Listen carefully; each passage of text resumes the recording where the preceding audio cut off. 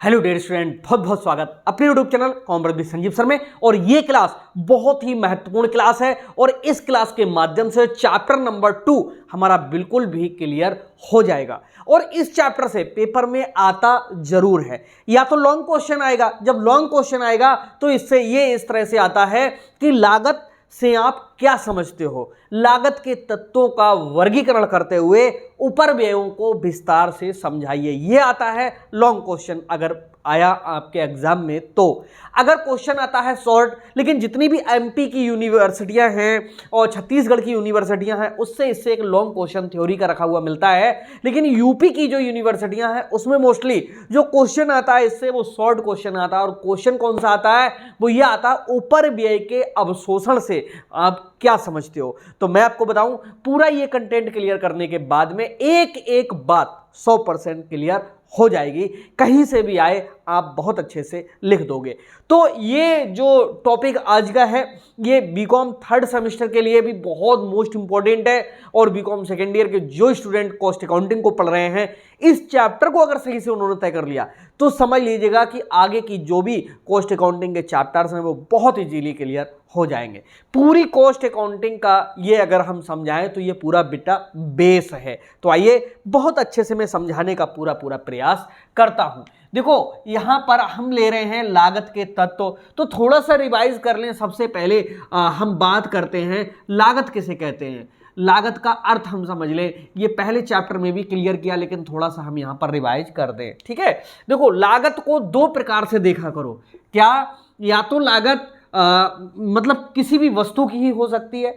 कोई भी उत्पादक जो कोई वस्तु बनाता है, माल बनाता है या कोई भी यूजेबल वस्तु को तैयार करता है तो उसके लिए कहीं ना कहीं पर कुछ खर्च अवश्य करना होता है। तो या तो वो क्या कर रहा होगा, निर्माण कर रहा होगा, या उसके लिए वो क्या कर रहा होगा, क्रय कर रहा होगा। तो लागत का अर्थ आप किस तरह से समझाएंगे? आप समझाएंगे कि किसी भी वस्तु को निर्मित करने में अथवा क्रय करने में किया जाने वाला समस्त भुगतान उस वस्तु की लागत कहलाता है। ओके, और किसी भी वस्तु को जब हम प्राप्त करते हैं या हम तैयार करते हैं तो उत्पादन के साधनों को कुछ ना कुछ भुगतान अवश्य करना होता है।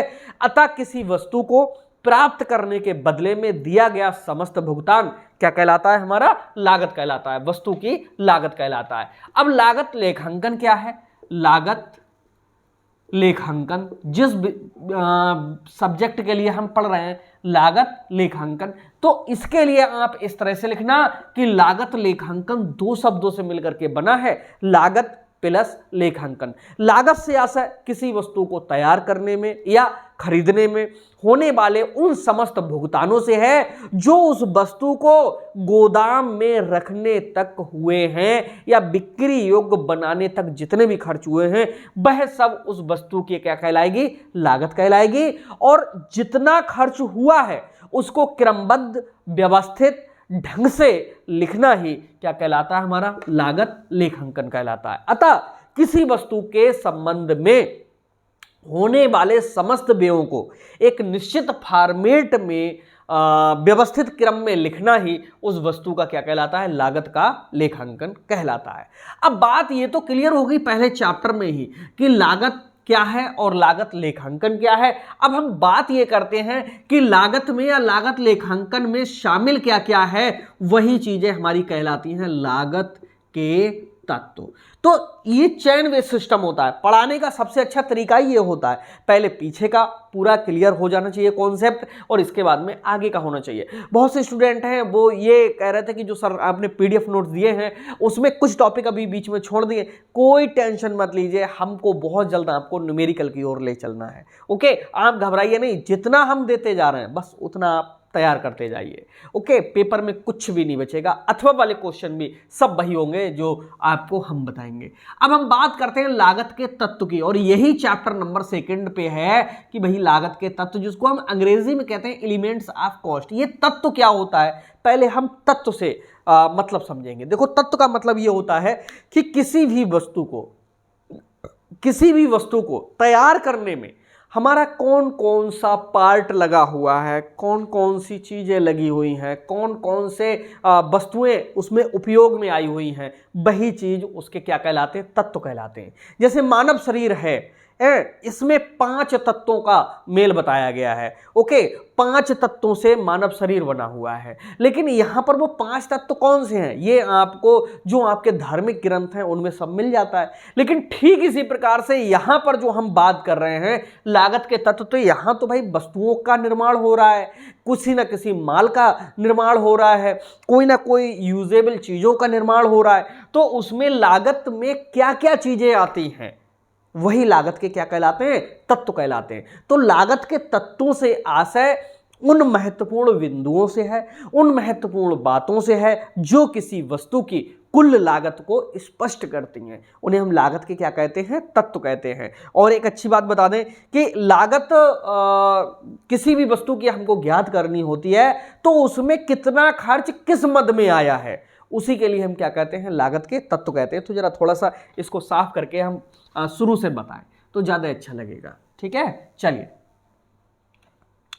ऐसे करके समझो, लागत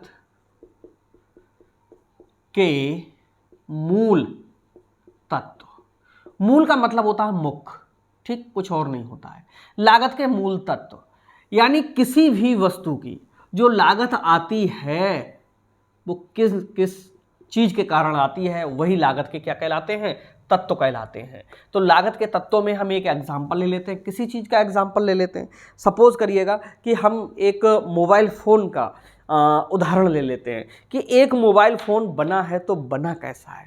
तो देखो, कोई भी, चाहे मोबाइल फोन हो, चाहे आपकी किताब हो, चाहे कुर्सी हो, मेज हो, कपड़े हो, कुछ भी हो, दुनिया में जो कुछ भी बनकर के तैयार हो रहा है, जो कुछ भी हमारे यूज करने के योग्य है, जो कुछ भी हमारे लिए कोई ना कोई किसी न किसी रूप में आवश्यक है, बस उसको तैयार करने में केवल 3 व्यय होते हैं। इन्हीं को हम क्या कहते हैं, लागत के तत्व कहते हैं। क्या होता है, जैसे मोबाइल का उदाहरण लिया तो इसमें सबसे पहला आइटम लगा होगा क्या, सामग्री, जिसको हम अंग्रेजी में मटेरियल कहते हैं।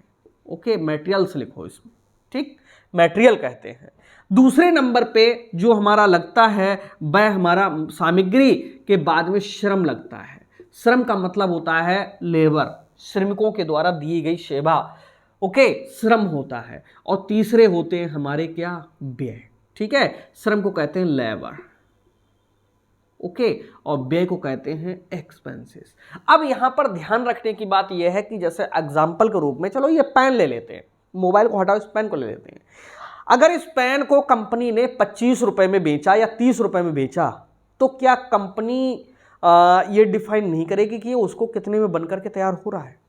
ओके, मैं एक टॉपिक यहां लिख दूं, बहुत पूछा जाता है, ऊपरी व्ययों का अवशोषण, बहुत पूछा जाता है, मैं भूल ना जाऊं इसलिए इस टॉपिक को यहां पर पहले लिख लूं। Very very most important topic है। ओके, बहुत बार पेपरों में आया हुआ है ये, अभी मैं समझाता हूं। देखो, सामग्री, श्रम और व्यय, ये 3 चीजें ऐसी हैं जो लागत, मतलब इन्हीं तीनों का योग, अगर हम इन तीनों का क्या कर लेंगे, योग, ऐसे ही डायग्राम पेपर में समझाना, क्या कहलाएगा, लागत कहलाएगा। ठीक है, किसी भी वस्तु को बनाने में कितनी सामग्री लगी, कितनी लेबर लगी या कितना श्रम लगा और कितने उस पर खर्च हुए, इन तीनों का योग क्या बनता है, उस वस्तु का लागत बनता है। इसका मतलब है कि लागत का सीधा संबंध किससे है, खर्चों से है।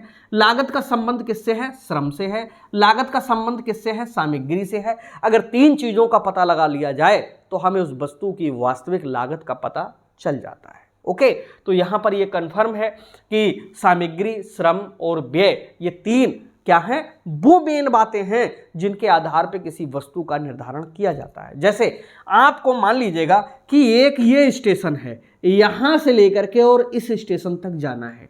ठीक है, अब पता चल रहा है कि बीच में ये भी एक छोटी स्टेशन, ये भी एक छोटी स्टेशन, ये भी है, एक ये भी है, एक ये भी है, एक ये भी है, लेकिन यहाँ पर एक जंक्शन बना हुआ है, यहाँ पर एक बड़ी रेलवे स्टेशन है। अब अगर कोई व्यक्ति कहता है कि आप यहाँ से लेकर के और यहाँ तक जाते हो, मान लीजिएगा ए स्थान से लेकर के और बी स्थान तक जाते हो तो रास्ते में आपको क्या क्या पड़ा, तो क्या क्या बताओगे? क्या ये भी बताओगे कि ये छोटा सा ये गांव आया, ये शहर आया, ये कस्बा क्रॉस किया, ये हुआ, ये यहाँ हुआ, यहाँ पर थोड़ा सा मोड़ लिया, यहाँ पर ये बकवास नहीं बताओगे आप सीधे बताओगे कि हमारी जो ट्रेन है वो यहाँ से चली, रास्ते में एक बड़ा सा जंक्शन यहाँ पर ये पड़ा, और इसके बाद में इतने किलोमीटर बाद में वो जो स्टेशन है मुख्य स्थित है। तो कहने का मतलब है मेन बातें, मुख्य बातें स्पष्ट की जाती है। तो वही चीज यहां पर है कि सामग्री, श्रम और व्यय, ये तीन वो बातें हैं जो किसी भी वस्तु की लागत के लिए व्यक्त कर देती हैं। चलिए ये टॉपिक अब उम्मीद है कि क्लियर हो गया होगा, इसको थोड़ा सा साफ करें तब हम समझाएंगे और अच्छे से बिल्कुल क्लियर कर देंगे। अरे चलो, लागत के मूल तत्व में पहले नंबर पे तो आपका क्या है, मटेरियल है, दूसरे नंबर पे आपका क्या है, लेबर है, और तीसरे नंबर पे जो आपका है वो क्या है, एक्सपेंसेस। ओके, ये तीन चीजें हैं। अब इन तीनों का योग होगा वो हमारा क्या कहलाएगा, लागत कहलाएगा। लेकिन जो लागत आएगी, इन तीनों का योग क्या करेंगे, योग क्या बन जाएगा, लागत। ओके, लेकिन ये जो योग होगा, ठीक, इस योग में दो प्रकार के खर्चे होंगे।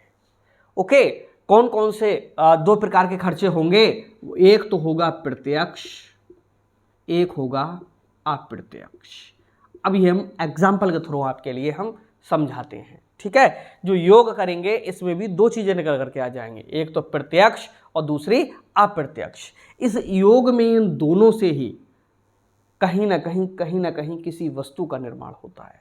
अब ये चलिए समझाते हैं, सामग्री, श्रम और व्यय, इन तीनों का जो असली पार्ट है, योग करेंगे तो प्रत्यक्ष और अप्रत्यक्ष क्या बनता है, जाकर के इन सब में से निकाला जाएगा। अब इन सभी के द्वारा योग से पहले और लागत को हटाते हुए क्लियर करेंगे किस तरह से, आप देखिए और एग्जाम्पल के थ्रू हम समझाएंगे।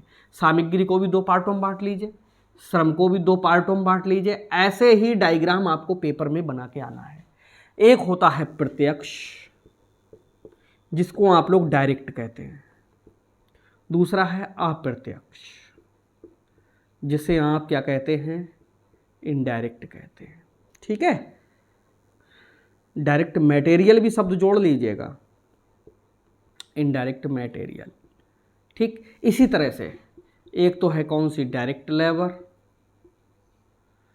दूसरी है indirect labour. Okay, direct expenses और दूसरे कौन से हैं, इनडायरेक्ट एक्सपेंसेस। यानी डायरेक्ट वाले को आपको पता है कि प्रत्यक्ष लिखना है, अप्रत्यक्ष लिखना है दूसरे वाले को, ठीक। डायरेक्ट का मतलब प्रत्यक्ष है, ये अप्रत्यक्ष है, ये प्रत्यक्ष है, ये अप्रत्यक्ष है, ठीक है। अब ये प्रत्यक्ष और अप्रत्यक्ष का मतलब क्या होता है हम आपको समझाते हैं। जैसे मान लीजिएगा कि एक ये बुक तैयार की किसी भी व्यक्ति ने, ये बुक तैयार की गई, ठीक है। इस बुक को तैयार करने में आप देख रहे हैं कि जितना पेपर हमें मिला ये दिखाई दे रहा है, ये किससे बना हुआ है, ये कागज से बना हुआ है। तो जो कागज है वो इसका क्या कहलाएगा, मटेरियल कहलाएगा। ओके, जितना भी इसमें कागज यूज किया हुआ है वो सब का सब क्या है, सामग्री है, यानी मटेरियल है। अब सामग्री कितने प्रकार की है, दो प्रकार की है, प्रत्यक्ष और अप्रत्यक्ष। ये प्रत्यक्ष कौन सी सामग्री है, जो हमें ये दिखाई दे रही है बुक, इसमें अगर 2 केजी वजन है, 2 किलो वजन है, तो समझ लो कि ये प्रत्यक्ष है, क्योंकि हमें दिखाई दे रहा है। प्रत्यक्ष का मतलब वो होता है जिसको हम छू सकते हैं, जिसको हम देख सकते हैं, जिसको माप सकते हैं, जिसको तौल सकते हैं, जिसका अनुमान लगा सकते हैं, तो वो हमारा क्या कहलाता है, प्रत्यक्ष कहलाता है। ठीक इसी प्रकार से इस पेन को अगर बनाया है, इसमें 10 ग्राम प्लास्टिक लगी है या 20 ग्राम प्लास्टिक लगी है, तो समझ लो कि वो हमें दिखाई दे रही, तो ये कहलाती है प्रत्यक्ष। तो ये अप्रत्यक्ष क्या है, इस किताब को सही शेप देने के लिए कुछ इधर से कट किया, कुछ इधर से कट किया, कुछ इधर से कट किया, वो इसी के नीचे गिर गया, रद्दी बन गया, कूड़ा कचड़ा बन गया। क्या वो जो ये बुक दिख रही इससे अलग था? जी नहीं, इसी का पार्ट था। लेकिन ये सही शेप देने के लिए उसको काट के गिराना ही था, वरना इतनी अच्छी बाइंडिंग हमको प्राप्त नहीं हो पाती। तो ये वाला जो पार्ट नीचे गिर गया वो हमारा क्या हो गया, अप्रत्यक्ष मटेरियल हो गया। जैसे ये जो शर्ट हम पहने हुए हैं, दर्जी के लिए जब हमने दिया तो 2.25 मीटर कपड़ा दिया, लेकिन उसने क्या किया कि 2.25 मीटर कपड़ा को उसने एक निश्चित शेप देने के लिए कहीं से काटा, कहीं से काटा, कहीं से काटा, कुछ नीचे गिरा दिया और ये शर्ट हमको तैयार करके और दे दी। अब सबसे अच्छी बात क्या है, जो हमें मिल गया वो तो ये हमारा प्रत्यक्ष कहलाएगा, जो कट के नीचे गिर गया वो हमारा क्या कहलाएगा, अप्रत्यक्ष कहलाएगा। तो कॉस्ट में जो नीचे गिर गया, क्या उसकी लागत इसमें नहीं जोड़ी जाएगी? जोड़ी जाएगी, 100% जोड़ी जाएगी। अब कोई व्यक्ति कहे कि नहीं, हम तो भाई पता है कि पेपर 100 रुपए किलो मिलता है, 2 किलो ये बुक है, 200 रुपए में दे दो। कैसे दे दें, क्योंकि तुम तो सिर्फ मटेरियल को ही देख रहे हो इसमें तो अभी श्रम भी बाकी है और व्यय भी बाकी है। तो उम्मीद है कि मटेरियल समझ में आ गया होगा, क्या प्रत्यक्ष होता है, क्या अप्रत्यक्ष होता है। अब इसके बाद में चलते हैं श्रम की ओर। और ये श्रम क्या है, इस बुक को तैयार करने में या तो मशीनों से काम हुआ होगा या किसी व्यक्ति ने हाथों से काम किया होगा। उसके द्वारा जितना भी श्रम किया गया इसको तैयार करने में, उसमें जितना उसका भुगतान होगा वो सब लेबर की मजदूरी कहलाएगा। जैसे इस शर्ट को दर्जी ने सिला तो दर्जी को हम जितना भी भुगतान करेंगे वो सब हमारा क्या कहलाएगा, श्रम कहलाएगा, श्रमिक का भुगतान कहलाएगा। अब ये भी 2 प्रकार का होता है, क्या होता है, डायरेक्ट लेबर और इनडायरेक्ट लेबर। ओके, अब ये डायरेक्ट और इनडायरेक्ट क्या है, ये बहुत आसानी समझ जाओगे। श्रम का मतलब है कि जिस श्रमिक ने इस शर्ट को सिलाया, जिसने सिलाई की, उसकी मजदूरी जो कुछ भी दी जाएगी वो सब डायरेक्ट लेबर कहलाएगी। तो इनडायरेक्ट क्या है, अब पता चला कि हमने तो ऑर्डर दे दिया था, वो घर से लेके गया और घर पे ही एक व्यक्ति उनका पहुंचा के गया, तो जिसने सिलाई की वो तो डायरेक्ट में चला गया। लेकिन जिस व्यक्ति ने एक बार ये कपड़ा लेके गया अपनी दुकान पे, फिर जब पूरा तैयार हो गया, रेडी हो गया, फिर हमारे घर पे पहुंचाने आया, तो भाई उसका भी तो कुछ ना कुछ बनता है। तो वही चीज़ हमारी क्या कहलाएगी, इनडायरेक्ट लेबर कहलाएगी।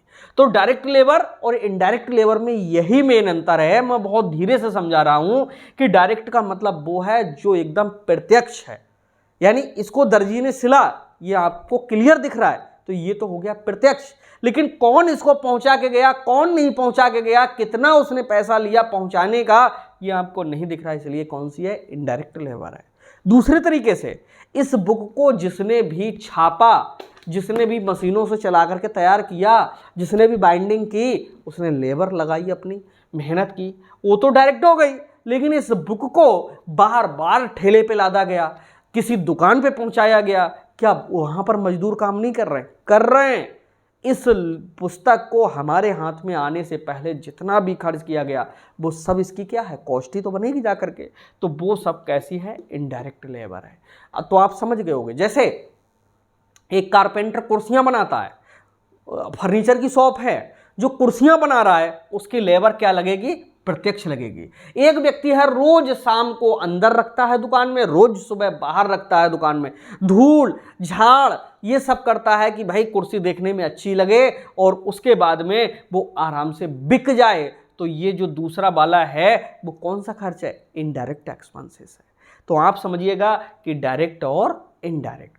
ठीक इसी प्रकार से व्यय, इस किताब को छापने के बाद में इसमें कुछ गम लगा होगा जिसको आप कहते हैं लिक्विड केमिकल कहते हैं, जिससे इसकी अच्छी से बाइंडिंग की गई, तो उसमें जितना खर्चा हुआ वो सब हमारा क्या कहलाएगा, प्रत्यक्ष व्यय यानी डायरेक्ट कहलाएगा।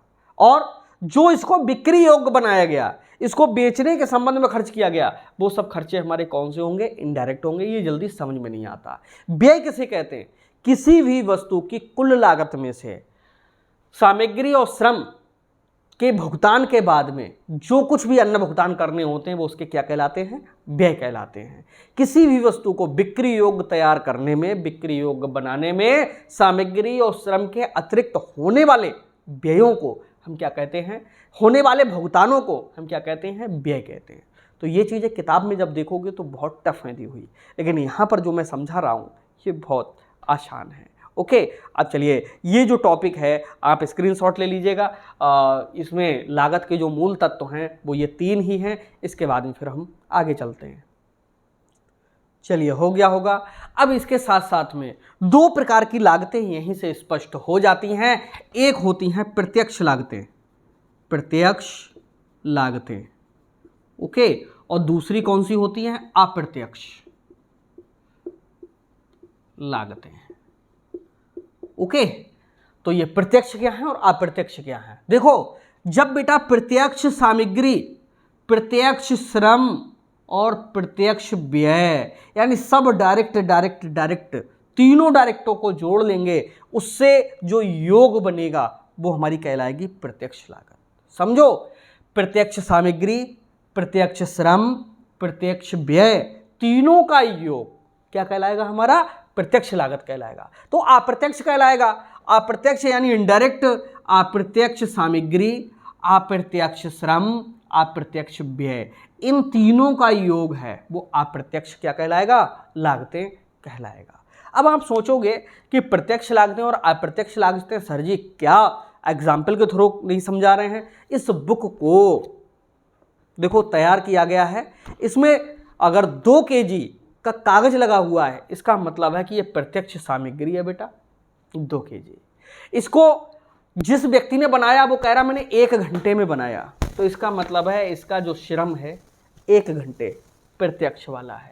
व्यय, इसमें जो केमिकल लगा है, इसमें जो इंक लगी है, उसको खर्च करने में जो मेन रूप से जो व्यय हुआ वो हमारा क्या? डायरेक्ट में ही आएगा। ओके, तो यहाँ पर थोड़ा सा ये मैं समझा दूं कि जो इंक लगी हुई है वो हमें क्या कह रही है? दिखाई दे रही है। अब दिखाई दे रही तो इसका मतलब है कि वो हमारी किस में आ जाएगी? सामग्री में आ जाएगी। लेकिन इंक जिस चीज से लगाई गई वो चीज मशीन में यूज हुई होगी। जब मशीन में यूज हुई होगी तो मशीन को चलाने में कुछ बिजली खर्च हुई होगी, कुछ अन्य चीजें भी खर्च हुई होंगी, जिसका मालिक ने भुगतान किया होगा, वो सब क्या है? खर्चे के रूप में बन जाते हैं। तो कहने का मतलब यहाँ पर यह है कि जहाँ पर प्रत्यक्ष व्यय, प्रत्यक्ष श्रम, प्रत्यक्ष सामग्री, तीनों का टोटल कर दिया जाता है तो वो बन जाती हैं प्रत्यक्ष लागतें। जहाँ पर अप्रत्यक्ष सामग्री, अप्रत्यक्ष श्रम, अप्रत्यक्ष व्यय, इन तीनों का योग होता है तो वो हमारी बन जाती हैं कौन सी? अप्रत्यक्ष लागतें। तो इस तरह से ये दोनों टॉपिक एकदम क्लियर हो गए होंगे। ओके, अब हम बात करते हैं कि भाई ये तो क्लियर हो गया कि प्रत्यक्ष लागतें क्या हैं, अप्रत्यक्ष लागतें क्या हैं। इसके बाद में फिर ऊपर व्यय क्या हैं, ऊपर व्यय को कैसे करके जानेंगे? ओके, देखो ऊपरी व्यय,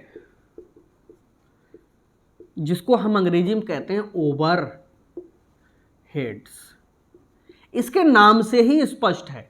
ऊपरी व्यय 2 शब्दों से मिलकर के बना है, ऊपरी प्लस व्यय। ऊपरी का मतलब किसी वस्तु को तैयार होने के बाद फिर ऊपर से जितने भी खर्च होते हैं वो सब हमारे क्या कहलाते हैं? ऊपरी व्यय कहलाते हैं। ओके, यहीं से न्यूमेरिकल शुरुआत हो जाती है। जिन बच्चों के समझ में ऊपर व्यय समझ में आ गए, सामग्री, श्रम, व्यय समझ में आ गया, समझ लो न्यूमेरिकल तो उसके पहले समझ में आ जाएंगे, क्योंकि सबके पढ़ाने का तरीका अलग होता है।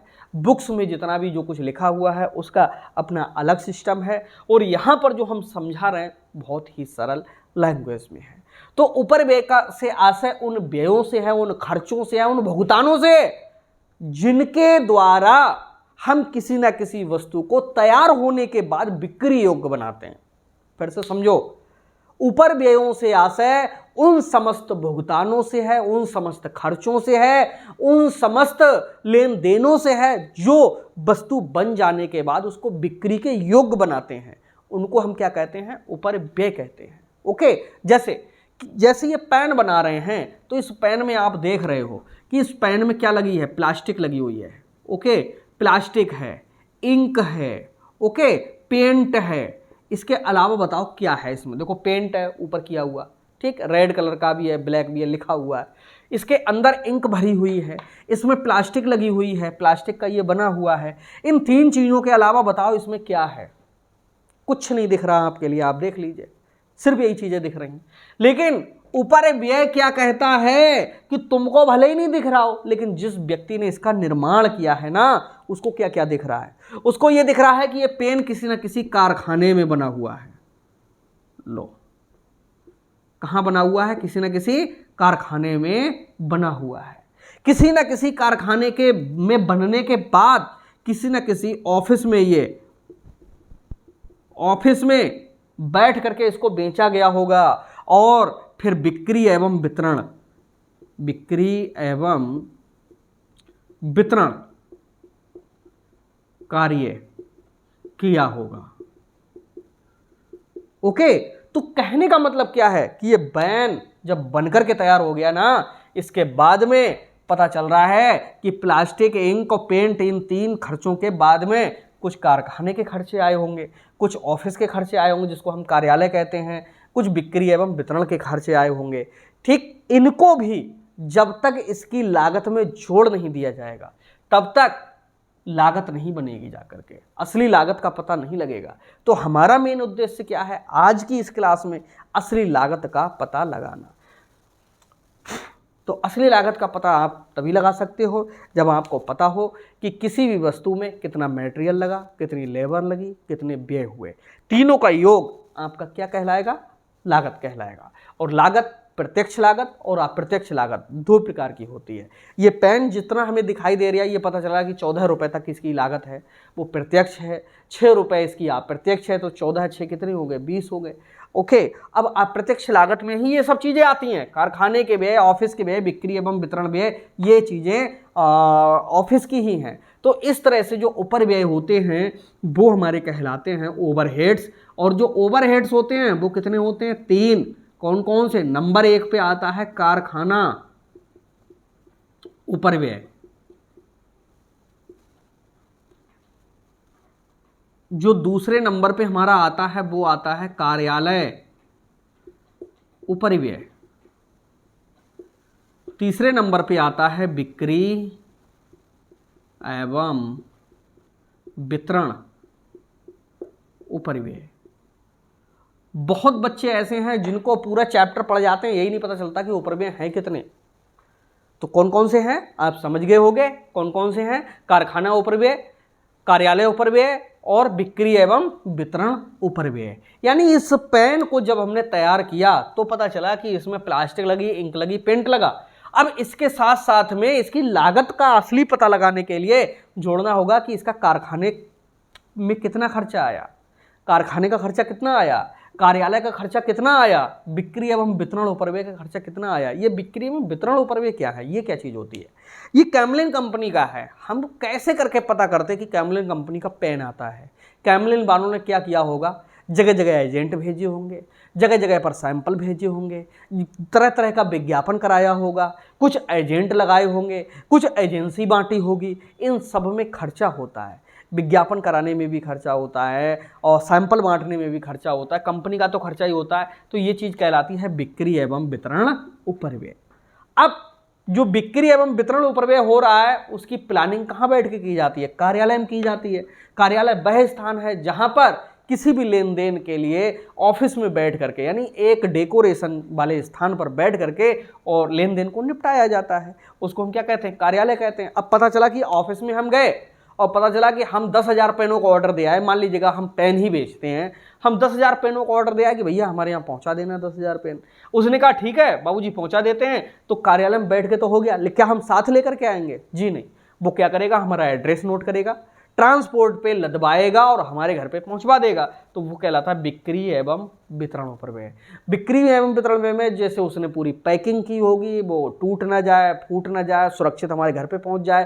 रास्ते में अगर माल क्षतिग्रस्त होता है तो ये भी जिम्मेदारी उसी की है। तो ट्रांसपोर्ट का बीमा भी कराना होता है, तो ट्रांसपोर्ट का भी खर्चा देना होता है। तो ठीक इसी प्रकार से कार्यालय में बैठ के जो डीलिंग हुई वो कहाँ? बिक्री एवं वितरण के माध्यम से हमारे घर पे आ गई।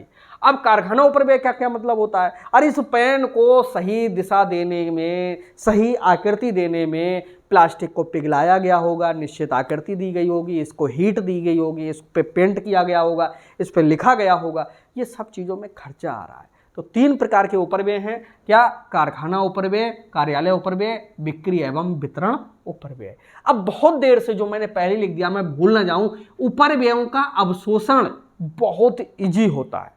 अंग्रेजी में कहते हैं ऑब्जॉर्प्शन ऑफ ओवरहेड्स। ओके, ये क्या होता है? अरे इस पेन को बनाने में कितना कारखाना खर्च आया, कितना कार्यालय का खर्च आया, कितना बिक्री एवं वितरण व्यय का खर्च आया, इसी को हम उपरिव्यय का अवशोषण कहते हैं। अवशोषण का मतलब होता है सोखना, अवशोषण का मतलब होता है अपने में ऑब्जर्व कर लेना।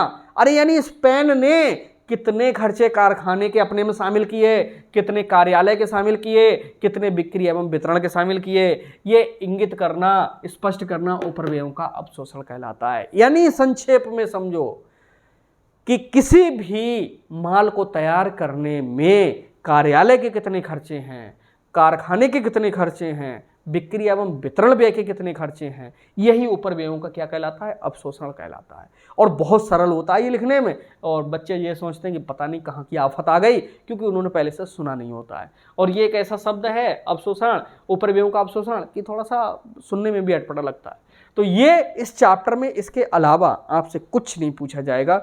जो लोग हमारे यहाँ पेड क्लास में जुड़े हुए हैं उनके पास में PDF पहुँच गए होंगे, और इसके लिए यहीं से छोटे से जो न्यूमेरिकल्स हैं वो भी अब स्टार्ट हो जाएंगे, तो टेंशन ना लीजिएगा। तो आज का जो पूरा चैप्टर था यहीं पर अब पूरा डन होता है। सेकंड चैप्टर में बस इतना ही तैयार कर लीजिए।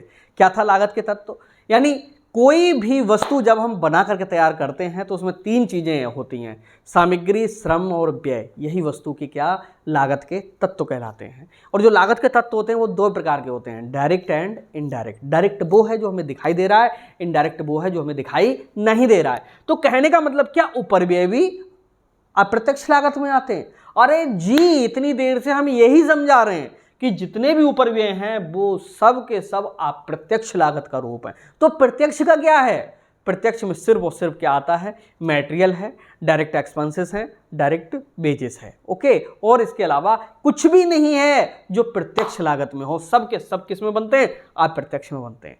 तो ये कैसा लगा आज का क्लास जरूर बताना। मिलते हैं नेक्स्ट क्लास में, तब तक के लिए बाय बाय।